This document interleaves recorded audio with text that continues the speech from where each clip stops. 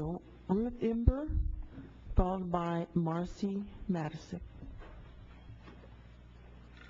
Members of the council, I'm Raging Granny Ruth Imber. Our focus for tonight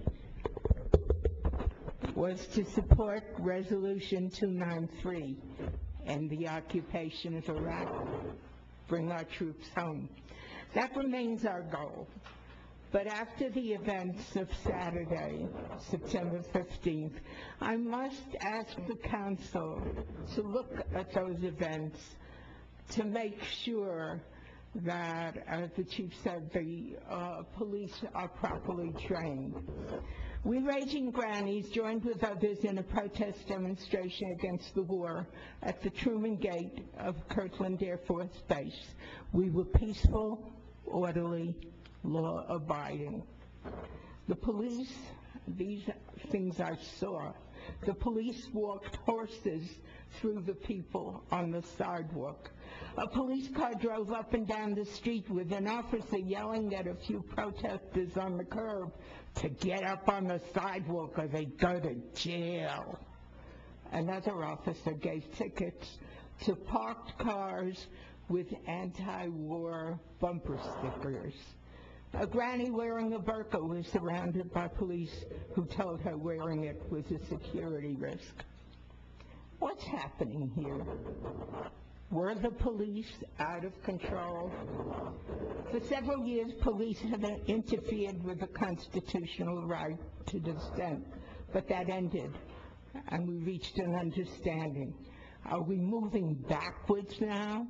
Is that what happens to the home front when our country is engaged in an illegal war based on lies? I urge the City Council to make sure our police department plays its proper role in the community. Do it for our grandchildren's sake. Thank you. Marcy Messick, followed by Pam Fraser-Walters.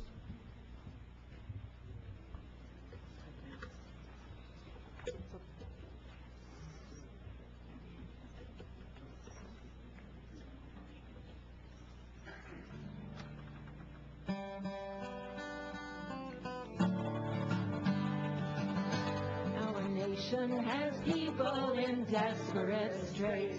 It's high time we care for the United States, for we are the people we must liberate.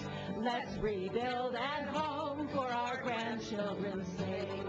Oh, for our grandchildren's sake. We're overextended, we're stretched to the max, expecting our grandkids to pay it all back. To bankrupt our nation is a tragic mistake. Let's bring home our troops for our grandchildren's sake. Oh, for our grandchildren's sake. Our bridges and highways are falling apart, and leaders in Washington don't have a heart. They spend all our money on killing and hate. Let's bring a bill at home for our grandchildren's sake. Oh, for our grandchildren's sake. Iraq is atrocities driven by lies. At home we let job loss and poverty rise. What kind of a world do you want to create? Get out of your rut for our grandchildren's sake. Oh, for our grandchildren's sake. Thank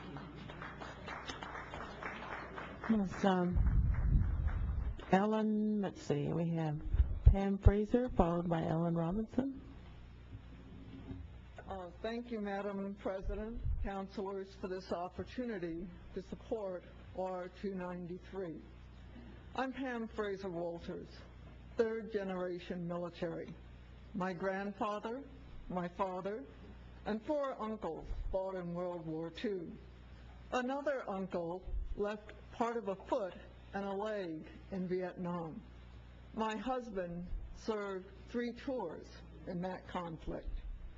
I am deeply aware of the patriotism of our military and the can-do attitude that is inculcated. Watching General Petraeus recently, I thought of General Westmoreland, who was a guest in my parents' home when they were part of the 82nd Airborne. Westy was a charismatic, respected leader, but he did not win in Vietnam. On this morning's news, a New Mexico serviceman being sent back to Iraq for the second time described his wife as the backbone of his family. That's a reality and a strain.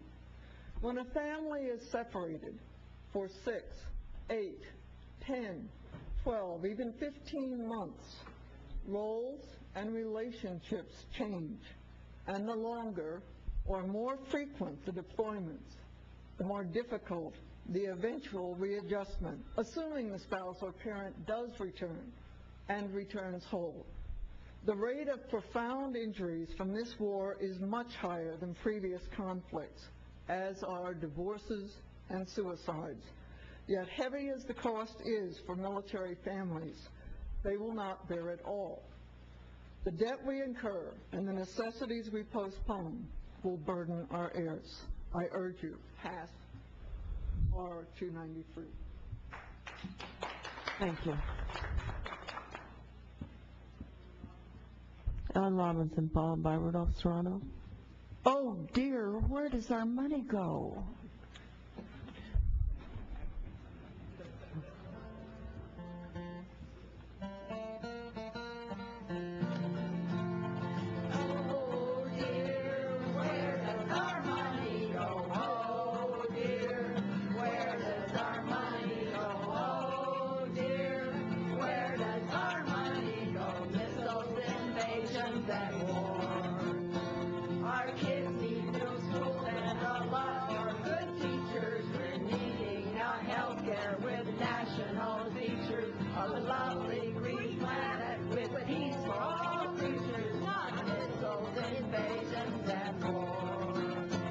We all pay our taxes, we know that we got